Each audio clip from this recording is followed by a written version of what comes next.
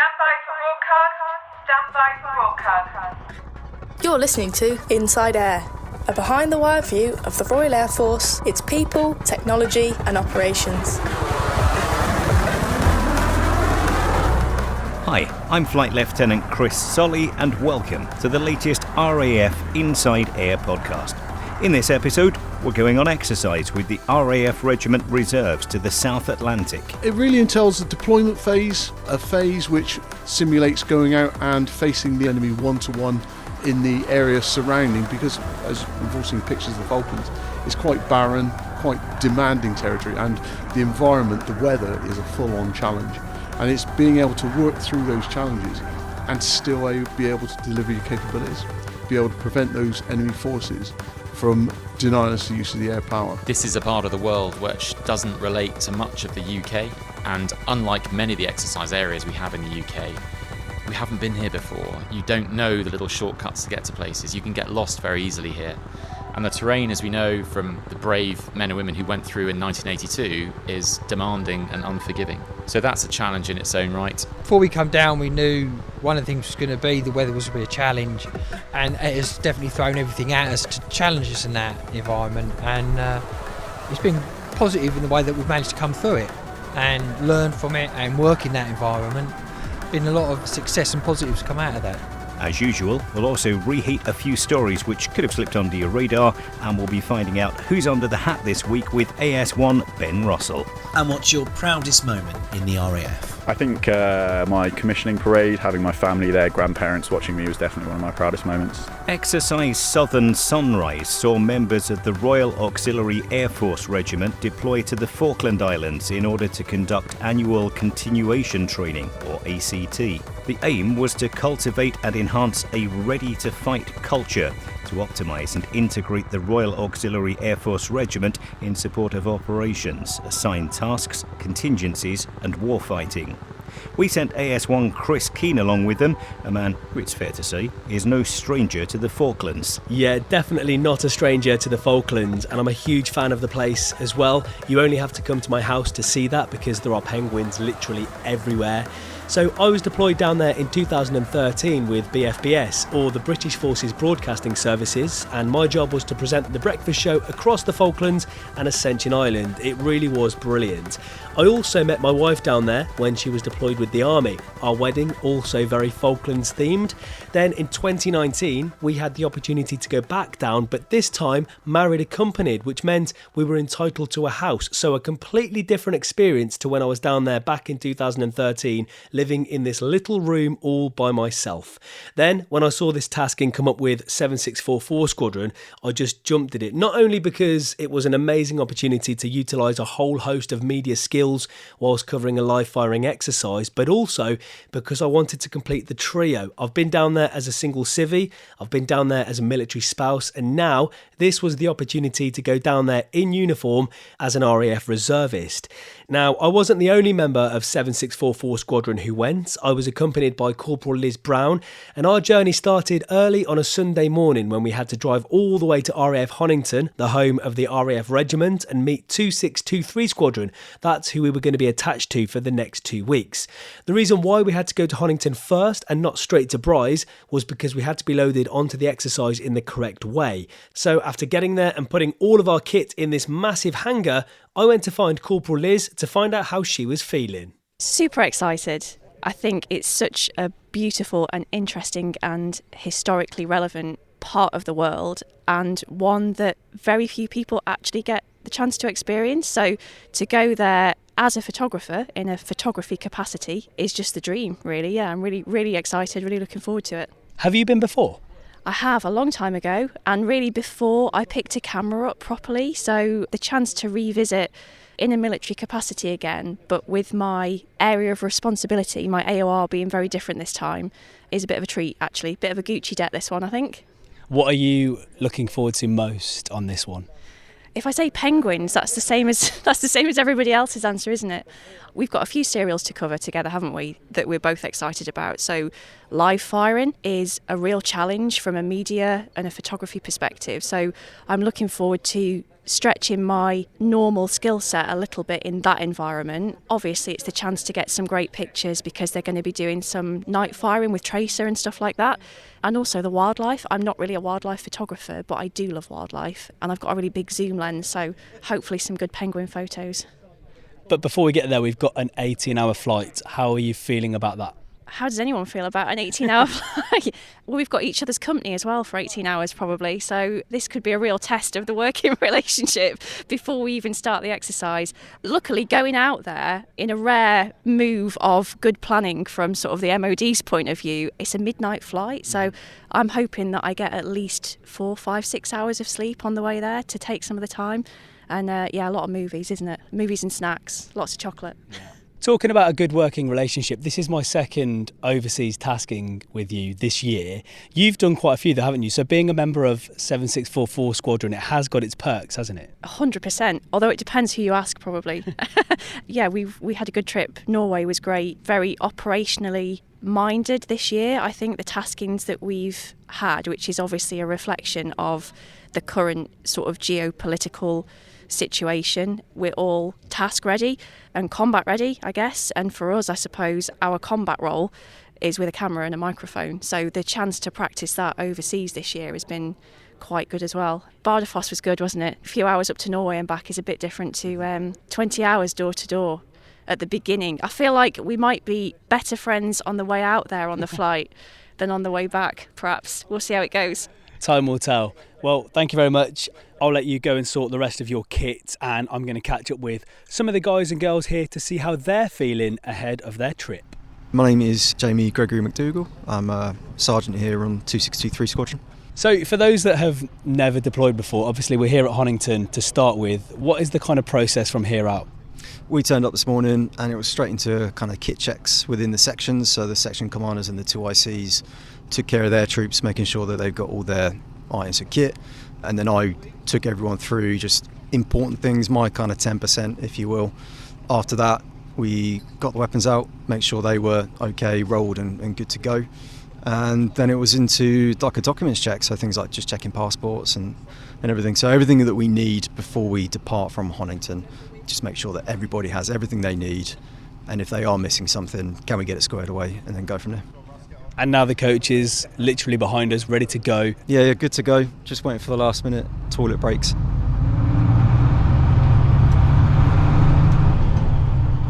And bang on time, I wouldn't expect anything else, to be fair, from the RAF Regiment. We were on the road heading to RAF Bryce Norton, and as it says on the sign, as we pulled onto camp, it is the gateway to operations. Now, as a lot of people who have been through Bryce will know, the check-in time for flights is always pretty early, which is understandable because there is always so much admin to get through. So we checked our bags in. We were slightly overweight, but we had a lot of media kit to take with us, so the girls on the check-in desk had to sort us out, which they did. And as we weren't flying until almost 1 in the morning, we had a lot of waiting around to do. So I took the opportunity to catch up with some of the guys and girls, starting with Hannah Knowles, who has been in the RAF Regiment Reserves for 5 years now. So what made her want to join? So I actually looked into the reservist route because I wasn't sure if it was a career choice that I wanted to go full time, and Honington for me is my nearest base.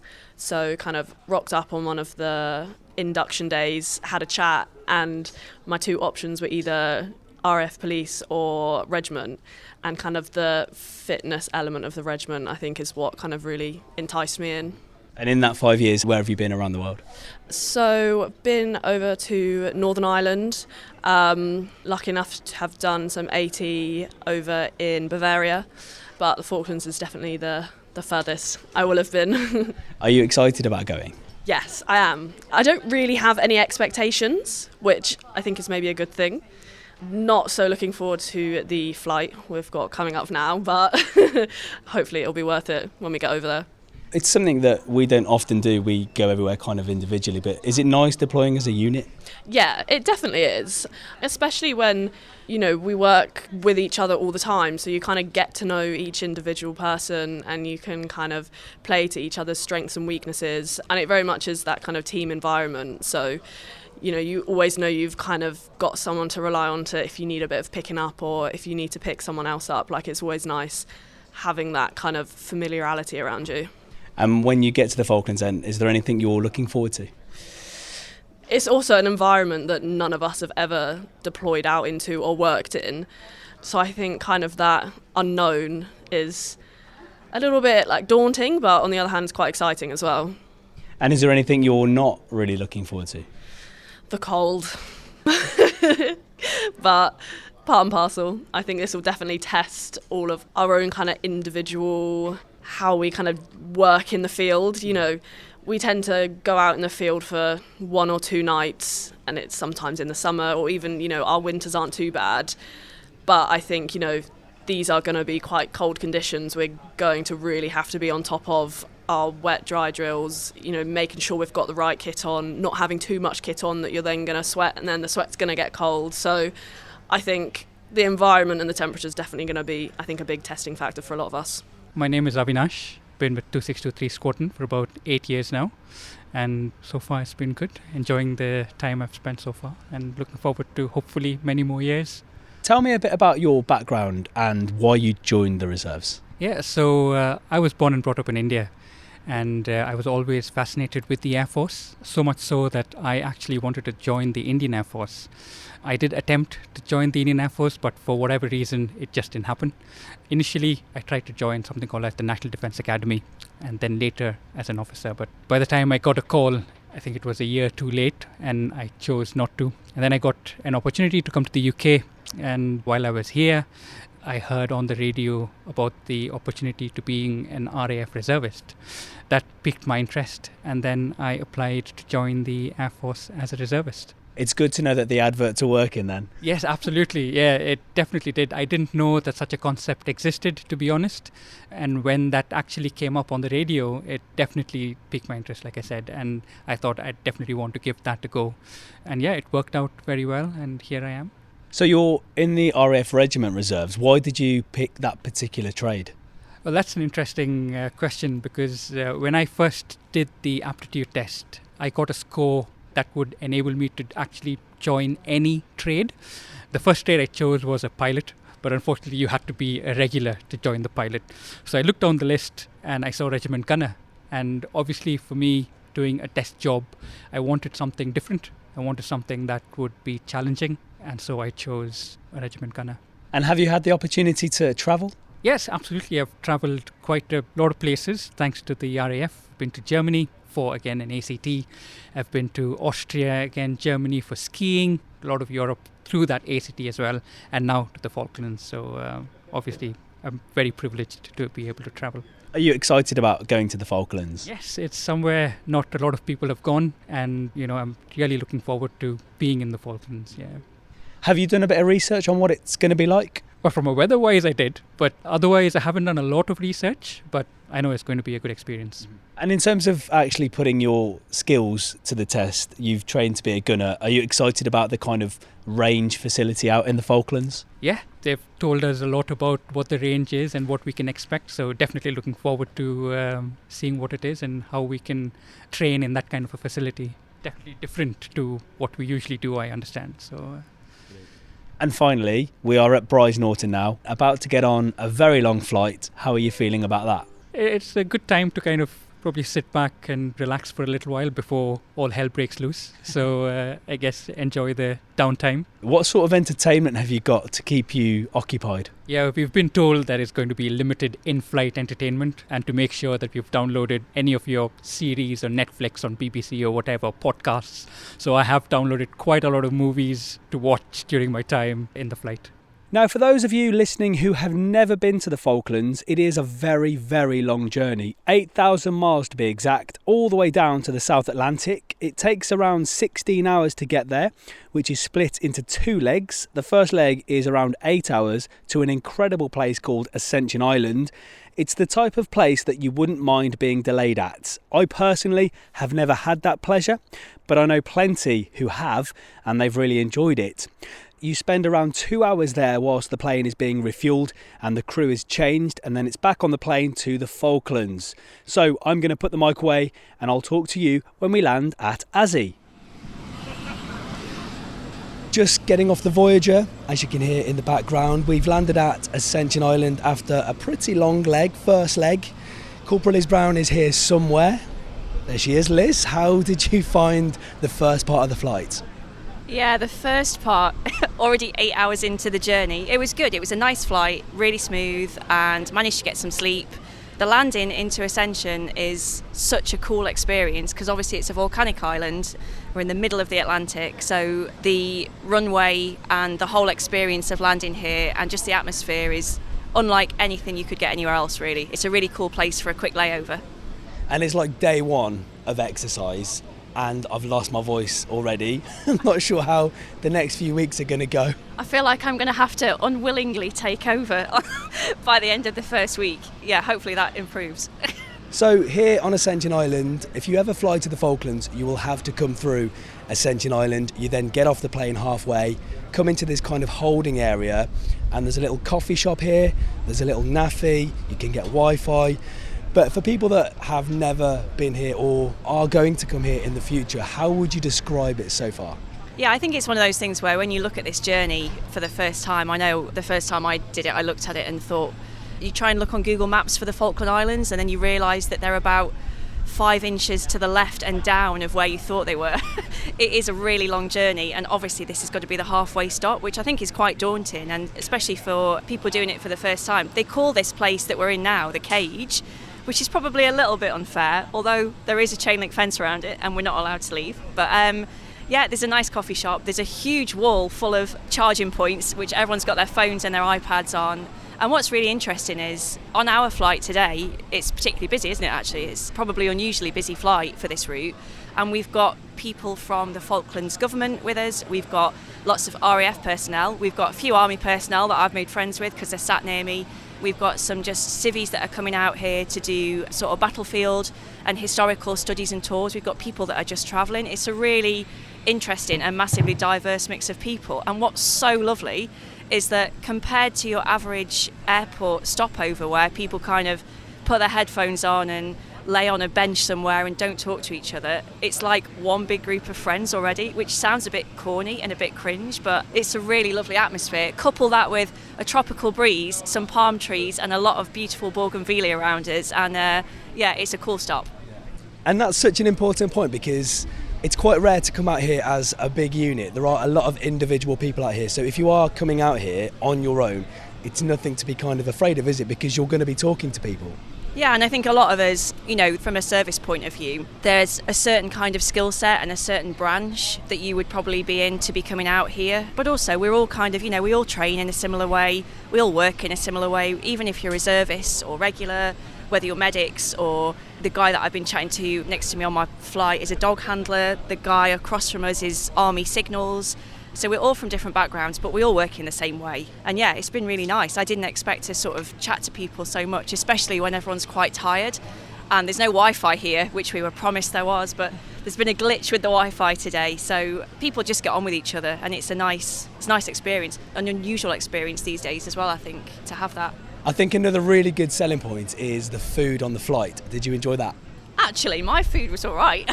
I feel like that's a loaded question. I had vegetarian breakfast, so I got beans, omelette, hash brown and mushrooms, which was pretty tasty, and it was really hot, and I had a really nice cup of tea and a yoghurt and some crisps, and yeah, there was a snack at the start of the flight. I think we both missed that because I think as soon as we both got on the plane, we were both sparko asleep. But yeah, they're really nice cabin crew on the flight, really look after you, loads of drinks and snacks and stuff. Not your average package holiday, that's for sure. And let's talk about entertainment. What did you watch? How did you entertain yourself? I've not done anything. So I woke up 2.5 hours before the end of this first leg and deliberately didn't use any of my battery or anything. So I've got the treat of watching a few films on the next leg, try and make it go a bit quicker. Awesome. Well, I'll catch up with you in the Falklands.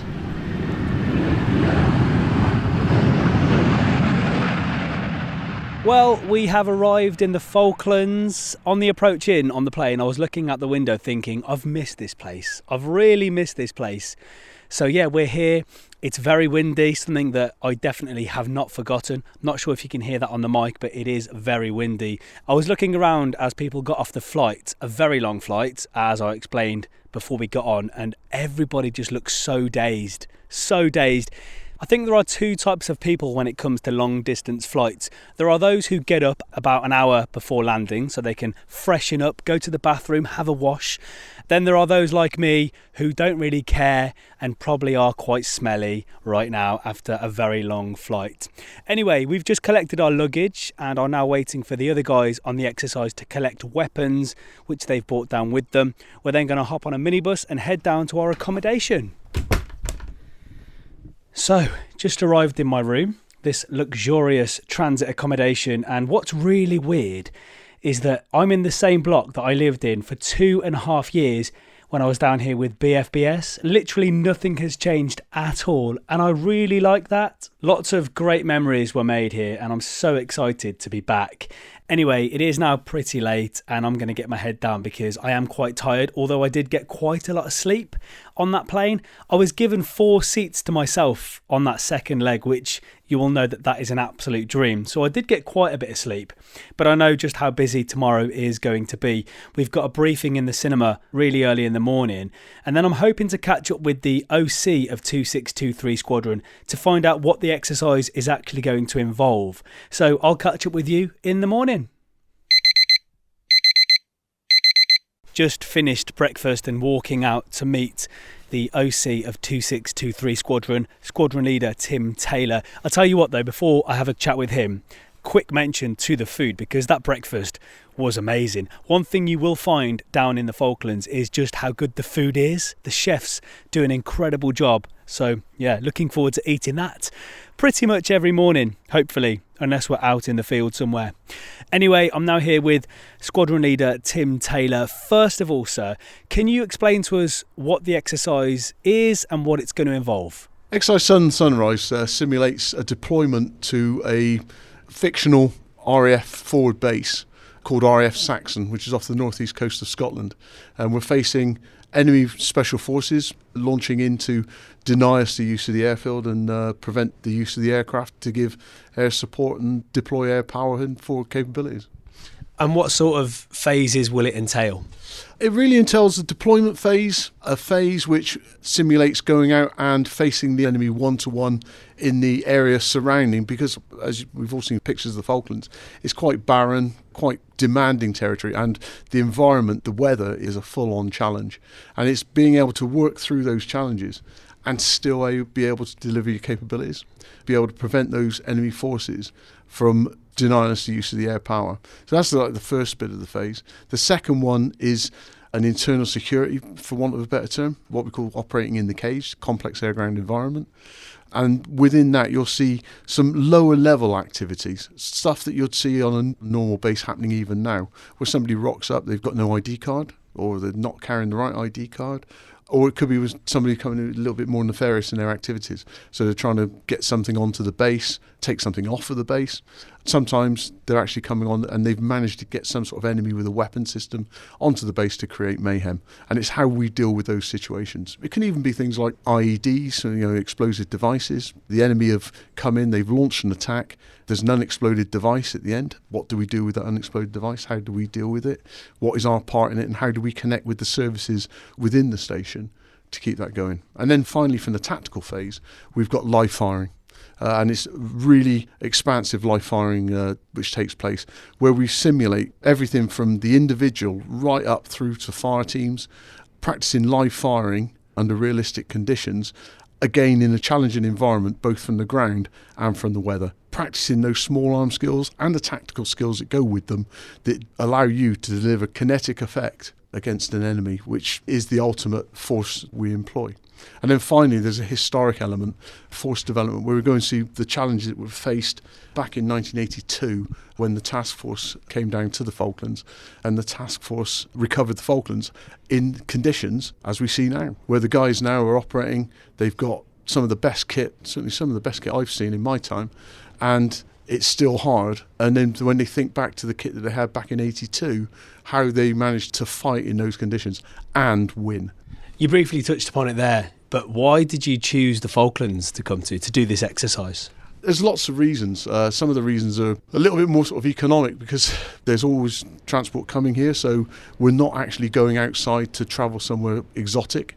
But also, it's a historic stomping ground for the RAF Regiment. We used to provide air defence down here, and we did from the end of the conflict right up until 2007, 2008, when we lost the air defence capability. We used to operate the Rapier low-level air defence system. I came down here, I did a tour as a flight commander. I also came down here prior to that, back in '94, when we brought mortars down here to support one of the squadrons that were doing field operations up on the new ranges. So it's an old stomping ground of the regiment as well. And as I've already said, the environment, the weather, everything about it is challenging for personnel to operate in. Not just operate, but actually beat the environment. Make it just so that it's the normal, and then be able to do their job on top of it. That's one of the good reasons for coming down here. And also, it's getting to see a real-time airbase. Where we're talking now, if we look down into the valley, we can see Mount Pleasant Airfield, and seeing an operating airbase on a 24/7 basis. They've got a real-time commitment, a real-time operation down here, and we're seeing it. We've got a grandstand view, so to speak. So that's really useful. And also, for our gunners, it reminds them, this is why we exist. We're part of the Air Force, and this is all part of our history, our reason to exist is for the Air Force. Tell us about the guys and girls that you've brought out here. Well, the reservists of all shades. It's not just gunners. I've got drivers, I've got chefs, everybody coming in common aim to deliver this exercise. But from the gunners' point of view, they come from all walks of life. My other half always puts it, there's butchers, bakers and candlestick makers. There's all sorts. We've got self-employed people, paramedics, people, as I say, of all walks of life and of all ages. It's quite interesting to see the age spread, because I would have thought it would have been the fire breathers who want to get out there and do things and run around and face the challenges. But it's not just them, it's the older ones. And we've got family members, we've got mothers and fathers. They're all here and they're all part of the team. And it brings a lot of colour. And it's not just colour, it's also a lot of skills. So things like they get into, let's say it's a broken up building. I've got builders and they go, oh yeah, we can fix that. And they will go away and they will fix it. So all of a sudden you find, I wouldn't say it's necessarily palatial, but it's certainly better conditions than you were in when you first got in there. And they all bring different skills to the party. They're not just soldiers, they're not just gunners, they're not just RAF Regiment gunners. They've got a better grounding, a more wholesome look on life. So it's fascinating when you speak to them and some of the things they come up with, some of the stories they come out with. And it always has me on the back foot. And their enthusiasm, if I could bottle that and sell it, I'd be a millionaire. Something that the guys and girls might not see because it's all in the background, but what goes into putting an exercise like this on? Oh, blimey. Well, first of all, we take a bit of a long run up, longer than normally we would have considered. So it's a lot of the planning stages. So we get everything in place, and what's it to say? Amateurs talk tactics, professionals talk logistics. So an awful lot of it is about the logistics of getting everybody down here, getting everybody bedded in, and then from there on projecting out into the exercise. So the primary phase, the opening phase for me is the logistics. Then on top of that, we've got the training. So you've got things like the training and safety, so the design of the ranges, the construction of the ranges, and then all the relevant paperwork that supports all that sort of safety. And then it's the orientation of the team. So making sure when everyone comes down in, they have an intimate understanding of what we're actually trying to achieve and what context we're trying to achieve it in. And then ensuring we employ all the relevant safety measures. Because we've got to do safe training. We're not here to break people. That would be ridiculous. And we're very conscious of how easy it is to slip into a mindset whereby we say, oh yeah, well, we'll accept that risk, we'll take that risk, and it becomes an unacceptable risk. And we can't do that, which sounds really boring, but it's realistic. So one of the key elements of this is communications. Talking to everybody involved and keeping everybody in the loop. And sometimes we've had it where people have gone off into a little bit of a stovepipe and they've had to be dragged back in. And I would say everybody understood the whole idea of communications, everybody talking to each other and everybody working on the same net. That was absolutely key to this. And it's such a long flight from the UK, isn't it? So far from home. Oh, God, yeah. Lots of jokes about that, about how we cope with that. And we all become masters of the download. The first time I came down here, we were all quite excited because we were on a TriStar and it had a VHS video recorder on it, which was unheard of. And then we caught the same TriStar on the way back, and the VHS video recorder had been taken out. So that was the 18 hours or so of sitting on the plane with nothing to do but read books and listen to the Walkman, the very scratchy Walkman, which was probably flat batteries by the time we landed at Brize Norton. Has the Falklands changed much since you were last here? There's been change, but nothing's changed. The thing I have noticed is the roads. The roads are improved dramatically. So now we've got a proper road that runs all the way from MPA all the way into Stanley. They're slow but surely improving the road down into Goose Green. That's the tangible thing. Mindset, I think the mindset remains the same. Everyone's operationally focused down here. The whole point is to deliver air effect, and they seem to be doing that quite well. That's the thing. The aircraft have changed over the years. I mean, the first time I came down here, it was tornadoes. Now it's typhoons. And it is incredible to see the typhoons flying overhead. So as Squadron Leader Tim Taylor was explaining, the exercise is split into 3 different phases, and the first phase, which is the deployment phase, is beginning tomorrow morning. It's going to be another early start as we are heading up to Heliops to jump on a helicopter and flying over to Mount Pleasant Peak, which is going to be home for the next few days. The time between now and then, though, is being used by the guys and the girls to pack their kit, sort out the comms and do any last-minute checks. As I'm not involved in that, I thought I'd use my time wisely and catch up with Commander British Forces South Atlantic Islands, Brigadier Charlie Harmer. I started off by asking him how important it is for visiting troops to exercise here in the Falklands. It's got to be hugely valuable to anyone at all. There are unique weather conditions here, unique ground. This is a part of the world which doesn't relate to much of the UK, and unlike many of the exercise areas we have in the UK, we haven't been here before. You don't know the little shortcuts to get to places. You can get lost very easily here.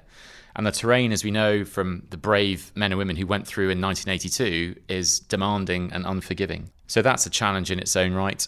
But here they're joining, albeit temporarily, a unique, fully formed up, truly joint task force that's here to deliver an operational output as well. So whilst the benefits to their own training will be significant, they also contribute to my own deterrent mission. We, as British Forces South Atlantic Islands, are here to deter all aggression against the South Atlantic Islands. And ultimately, if that deterrence fails, we are to defend it. So anything that can come down here to bolster the apparent deterrence mission that we have ongoing here will actually support me, as well as enabling them to, gain some good benefits from their own training. It's great timing as well that the typhoons are flying over. Yeah, well, as I said, we're a fully formed up critically an operational joint task force. And 1435 flight, one of whom you've just heard flying over, is a key part of that. Brilliant. So for people that have never been here before, they might be posted in the near future or the far future. How would you describe the Falklands to them? What is it like? It's tricky. The nature of it is that you have to see it to believe it. No photo I have taken or question I've answered like this will ever do it justice. So if I put it into some kind of context, in terms of what it looks like, well, I'm from deepest, darkest Cornwall, as far west in Cornwall as you could get, yet I immediately feel at home here. We're surrounded by beautiful islands, beautiful oceans. The terrain in one direction is like the Isles of Scilly or a West Cornwall fishing village. In another direction, it's like Balamory. In another direction, it's like the West Highlands. And in another, it's the ruggedness of the North Cornish coast with cliffs galore. The difference between the two main islands is significant in itself, different landscapes and all sorts, but also world-class wildlife. You won't see the kind of wildlife you see down here anywhere else. There are big skies at night. The air is clearer than anywhere I've ever seen it in the world. The wind is sometimes stronger, yes, and the sun's very bright and strong, but there are so many opportunities to do things. We have some really special freedoms down here. There's an opportunity for people who are down here on short tours, be they with their families or, as I said, short tours and single serving service people, to get out on what we call helibids. So the contracted aviation provider here, for £15 a person, will fly you out to some part of the Falkland Islands for a day at the weekend to just see whatever's there. But of course, they know where they're going. They know where these animals are going to be. So things like that are just great opportunities. And then in addition to that, Mount Pleasant Complex, where we are right now, was completed in 1985. 40 years old this year, with some welfare facilities that are genuinely second to none. Heated swimming pools, a great gull and penguin sort of, I'll call it a recreational facility, but that's where all the bars and the bowling alleys and the cinema are. Accommodation is creaking. Of course it's creaking, but it's better than much of what exists elsewhere on other overseas bases and indeed back in the UK. And of course, if you can get out and about and make the most of it and get off the base, you'll get experiences you'll never be able to replicate anywhere else. So for me, I would implore anyone who gets the opportunity to come down here, not just to listen to what people have said about what it was like back in the 80s, but to come and understand it for themselves, because you genuinely have to see it to believe it. And BIFSI is very much tri-service, working alongside the Army and the Navy. First of all, what is that dynamic like? And secondly, for the younger guys joining the forces, what sort of opportunity is that? Well, as a soldier myself, again, it's really, really special, but it isn't just the Army, the Royal Navy and the Royal Air Force. It is civil servants, it's contractors, and they all form part of the community. So for me, it's the fact that you have got people everywhere. We all have to work together in order to make this work. We have more contractors now than we have had in the past, but that just frees us in the uniforms to be able to do more of what we're supposed to be doing in our sort of frontline facing roles. So the uniqueness of the jointness, if I can say it that way, is one of the draws for me, because you get to learn the nuances and the differences between each of the different services in conjunction with the civil service and the contractors. And as a result of that, just by living it, you get to see that the whole is indeed greater than the sum of the parts. And that's why we can, I'd argue, punch above our weight. And what would you say the biggest challenges? We are very far away from home. What are the biggest challenges of being here? Well, you just nailed it. We are 8,000 miles from the UK. Ascension, which is the other part of British Forces South Atlantic Islands, Ascension Island, is no less critical to our mission than this place, yet they are 4,000 miles away from us right now. You know, our critical, effectively, launch point for here, and the challenges of the distance cannot be underestimated and can't be overstated. Down here, by the time our vehicles get to us, the saltiness of the air doesn't help with the corrosion of vehicles or kit. The fact that we are resupplied only 6 times a year by ship, here they come again, by the Falkland Islands resupply ship, the FURS, puts limitations on us, but also gives us opportunities to plan better. You know, we have to, in order to make sure that we make the most of those resupplies. And then, of course, we have the air bridge coming a couple of times a week as well that can carry some freight, but not much. And of course, that also supports the Falkland Islanders, not just the British Forces contingent here. So there's a lot to it. 16-hour flight all up, that's 16 hours in the air with a 2-hour stopover in Ascension, makes for a long trip down here. So none of this is cheap to achieve. But if I go back to the deterrent mission I mentioned at the start, you know, we have not been threatened physically on these islands for 43 years now. And that's because we are here. Let's talk about the families out here. Lots of people can be lucky enough to bring their families out. What is it like for families out here? Well, as well as the facilities I've mentioned before, there is a financial support package that enables people to live here to the standard they would hope to live to. The houses we have are really, really good, and we're building new ones too, which means that the whole estate will be able to be more resilient than it has been in the past. And some of them are, you know, really good technology in them to make the most of the fact that we are here. And of course, building technologies as well have evolved over time. So for the people that are moving down here, the houses that they live in, the accommodation they have for them and their children, if they're fortunate enough to bring them with them, are excellent. And, you know, as well as the great outdoors we have, the welfare facilities I've already mentioned, they have a wonderful primary school on the base, Mount Pleasant Primary School, with some excellent teachers, wonderful state-of-the-art teaching facilities, and pretty low pupil-teacher ratios as well, which mean that the opportunities our children have here, critically, to not be lost in the noise, is kind of unheard of in anything I've seen before. But we also have the ability, if you wanted to bring slightly older children with you, we have a refreshed memorandum of understanding with the Falkland Islands government, which now enables that. It is weekly boarding down in Stanley. The facilities are good, and for those who maybe don't want to either leave their senior school-age children back in the UK or go into continuity of education allowance and the limitations, and they might not suit everybody. So having that option to bring older children down here is a freedom that we have not really had for a good few years now. And let's talk about you. You're quite new into this role. How have you found it? Well, I'm 4 months in now, so it still feels pretty new. But then I routinely think that in my own head, I'm 25 years old and still a captain. So it's amazing how quickly time flies. It's excellent to have the freedoms I have, some genuine autonomy from the UK, while commanding a joint task force down here, but also having pretty important roles in the Falkland Islands government, both on the Executive Council and the Legislative Assembly. The requirement to have routine interactions with landowners and farmers, because there are no specific training areas such as Salisbury Plain training area or Otterburn or anywhere for us down here. We have to have permissive access rights with our landowners. It's unique for me to be able to have all those interactions as well as being the commander of the uniformed force. So I think what my predecessors have done in the past did nothing more than prepare me in the fullest possible way. I was fortunate to have some excellent handovers with individuals, but also to have the ability to reach back to those who've been here before. And indeed, a previous Commander of British Forces is attending in a couple of weeks, who was of the Royal Air Force Regiment. So no doubt there'll be a touch of back and forth inter-service chatter, while also giving me the opportunity to see how it was in his time and for him to see how we brought things on from his. Well, I can vouch for absolutely everything that CBF has just said about how incredible it is here in the Falklands.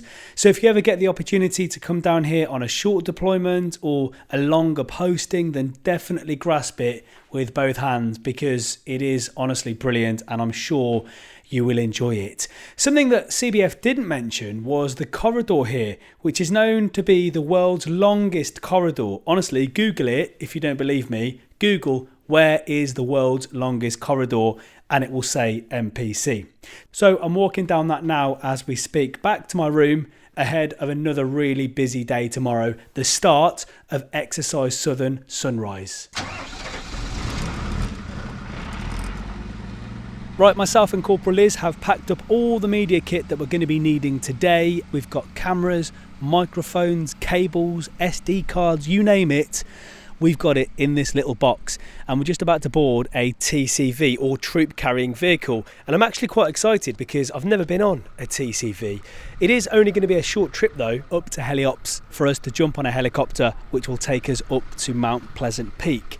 Before we board the TCV though, let's catch up with our driver, who I'm told is a bit of a legend. He's here right now, Corporal Gibbo. So first of all, you are the MT for this exercise. Tell us all about the vehicles that you've brought out here with you to the Falklands from the UK.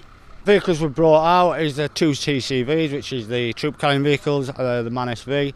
We need the capability to carry our troops from A to B safely and obviously on time, which time is very important. So therefore, sometimes, depending on the details we've got, as in the activities, we sometimes need to shuttle, and getting the troops from A to B at the same time, all in one, is vital to get the exercise going smoothly.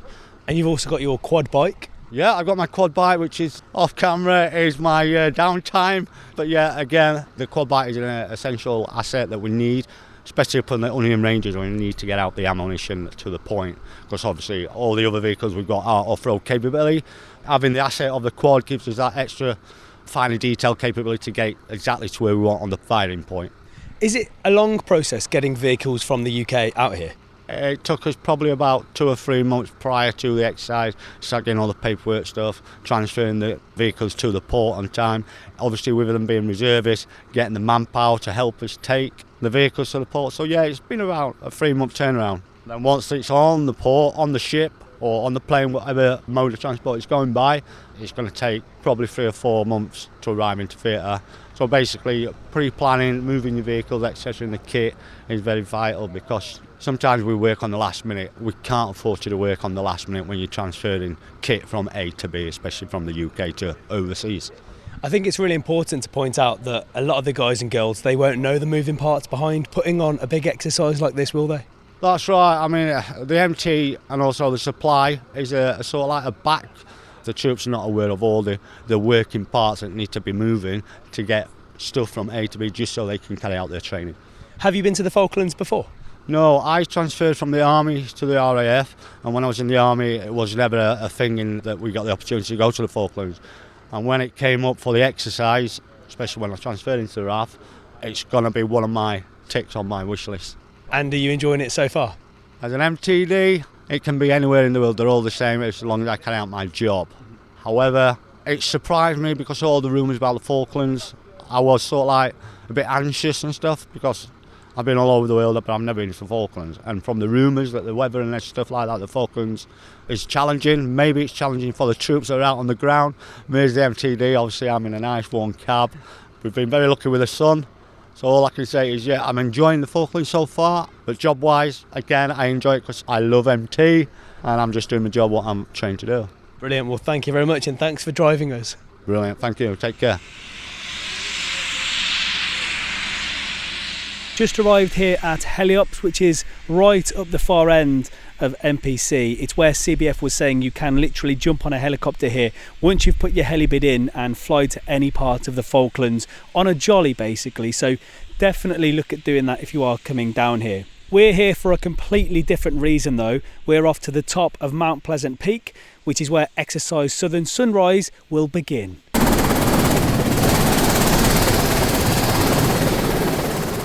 We've just landed at the top of Mount Pleasant Peak, just got off the helicopter, really short flight from Mount Pleasant up here, really nice to be on a helicopter to be honest. Everyone had their weapons in between their legs, looking around, a lot of nervous faces. I think a lot of them had never been on a helicopter before, so I think it was partly that, but also maybe some pre-exercise nerves, not too sure.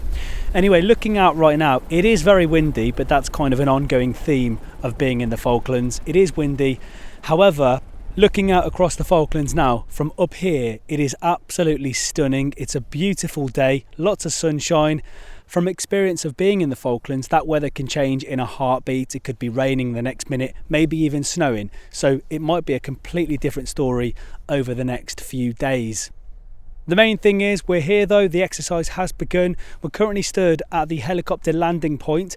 This is where me and Corporal Liz are going to split off from the main party and we're going to walk in that direction. I've been told we're heading towards an enemy position.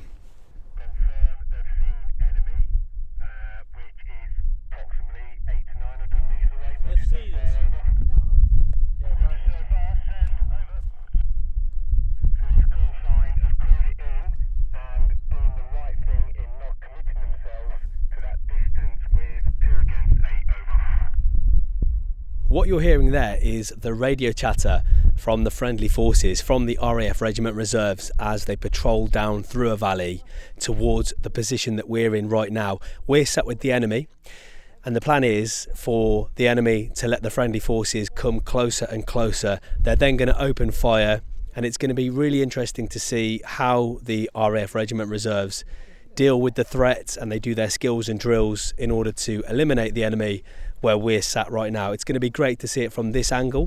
Hopefully it wasn't us that gave the game away over here. I've got a pretty big camera lens which is quite easy to spot, especially if they've got some decent sort of decent line of sight to where we are. But yeah, this is what we're here for, to get some really good content for them. And it's really fascinating because we don't get a lot of chance to do this, do we, all the time. So it's great to be in a more combat readiness force environment, watching the guys and the girls do their skills and drills and stuff. So it's the end of phase 1 of exercise Southern Sunrise. The wind has actually died down a lot from last night. Last night apparently was horrendous up here. The guys and girls are just about to head back down the mountain, so they're going to be patrolling down to the helicopter landing point. Then they're going to be picked up and flown back to MPC, and that is where phase 2 of the exercise is going to take place. Before they head down though, I've got Lance Corporal Polly with me. First of all, tell us what phase 1 on top of this mountain was like. So we've come down to obviously to be in like quite an austere environment and definitely challenging for that. Putting all our skills and drills that we've learned in the last 12 months preparing for this and then put them into this harsh environment. It's been testing, you know, and it's been a good challenge. And for me, obviously, with it being my first time like in commander's section, it's been good to put some of those skills into practice and then obviously learning from some of the mistakes you're making as well out here and learning on the job with it. It's been good with how you're keeping on top of the welfare of the troops, especially with the weather conditions, making sure that they're drinking, eating, wet and dry drills. Everyone's had to pull in on the section as well, keeping an eye on each other, buddying up. and it's been really enjoyable in a funny way. Some people probably won't see it that way, but for us that like it, yeah, it's been really enjoyable and a good challenge. And you mentioned the weather. We've been quite lucky. When we landed, it was all right, wasn't it? Yeah. But up in the mountain, the last 2 nights have been horrendous, haven't they? Yeah, they have. And again, like you said, it's before we come down, we knew one of the things was going to be the weather was going to be a challenge, and it has definitely thrown everything at us to challenge us in that environment. And it's been positive in the way that we've managed to come through it and learn from it and work in that environment. Been a lot of success and positives come out of that. Like you say, it doesn't stop blowing. Various degrees of wind, and like I say, we've had rain and the cold and hail at times as well. And have there been any really high moments, and what are the high moments and what are the low moments been? In a way, the low and the high moments sort of come together, because you have the low moments of where the weather's dragging you down a bit, and then the high moments are those little moments where you sort of like pull each other together. There might be like funny jokes or just the odd remark suddenly makes a low moment a very high moment for all the wrong reasons, the reasons you remember them, you know. And then now obviously come to the end of this exercise is like the big high moment is that we've achieved that length of time out in the weather. And for you next is Cage. Are you looking forward to that? Yeah, that's something obviously we practice back at Squadron as well, so to come out here and also put that into practice again in this environment will be a challenge, and something we all relish and look forward to. And in terms of the FD days, I think you've got 2 FD days coming up. One is to Goose Green. Yeah. What are your thoughts on that? Well, anyone who's obviously involved in the military knows about the conflict in 1982 that's down here, and obviously Goose Green being one of those major battles. It could be fantastic to go and have a look at that battlefield and walk those battlefields where people were.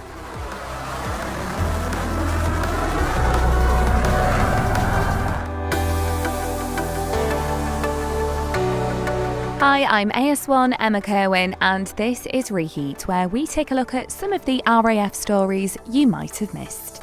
For the first time in 5 years, RAF aircraft landed at Kinloss Airfield in Scotland as part of exercise Soaring Eagle. A Typhoon and a Poseidon landed there, organised by 39 Engineer Regiment, based at the barracks. Squadron leader Peter Armitage says personnel from Lossiemouth have been testing their ability to operate their aircraft from austere environments. Kinloss Barracks has not routinely been used by aircraft for over 5 years, and as such all the safeguards and controls normally associated with the main operating base do not exist. In collaboration with 39 Royal Engineer Regiment and a whole multitude of other agencies such as the RAF's Tactical Air Traffic Control Unit, we've brought an austere environment up to a standard where we can fly, fight and win from. The RAF is phasing out the Hawk, but could be replacing the fast jet trainer with another aircraft with a similar name. BAE Systems, Boeing and Saab have teamed up to offer the Boeing Saab T7 Red Hawk to the RAF, with BAE Systems leading the activity. It would also include UK-based final assembly. And a bit of sport for you. The RAF showcased their best boxing stars at the 2025 Lord Wakefield Championships at RAF Cranwell. The event was headlined by a heavyweight clash between Lance Corporal Oliver Watkins from RAF Honington and Corporal Ben Gurnall from RAF Wise Norton. It was Lance Corporal Watkins who celebrated victory. That was Reheat for Inside Air. Thanks, Emma. And now it's time to find out who's under the hat with Ben. I'm AS1 Ben Russell, and this is Under the Hat, where we get to know an aviator in less than a minute. Name you're known by. Flight Lieutenant Gornall, just known as Rob. What's your profession? I am a Aerosystems Engineering Officer and I'm based at RAF Benson. What's the best thing about your job? I think working with a variety of different people from various backgrounds and trades is very interesting and unique to get to understand them. Hardest part of your job? I think managing people always provides a rewarding challenge. Best location you've served? I think RAF Akrotiri in Cyprus, the weather, the location, the perks of being out there in that climate. What bit of luxury kit do you never deploy without? I'd say a spare pillow, because you can never rely on pillows out there being any good. And what's your proudest moment in the RAF? I think my commissioning parade, having my family there, grandparents watching me, was definitely one of my proudest moments. That's all for this episode of Inside Air. However, next time we'll be back in the Falklands with AS1 Chris Keane, where, after days of preparation, the regiment are heading into the final phase of the exercise. live firing. Contact front! You fix, I'll move! They've then gone down the hill, got their battle picture at the bottom of the hill, and then been set off. They're given an axis of advance that they follow, and as they're moving, the ECO, who is just doing his final checks now, along with his target operator, is getting that target tree to pop up in front of the troops. What we've been seeing is some absolutely great responses to contact. They're conducting their reef drills, returning fire, and then manoeuvring themselves around as fire teams in order to neutralise the simulated threats that those targets provide. That's all to come on the next episode of Inside Air. In the meantime, please give us a review, subscribe on your favourite podcast app, and join us again soon. You've been listening to Inside Air, a behind-the-wire view of the Royal Air Force, its people, technology and operations. If you're serving in the RAF and have a story for us, please speak to your unit media and communications officer. Inside Air is written and produced for the Royal Air Force by RAF Media Reserves.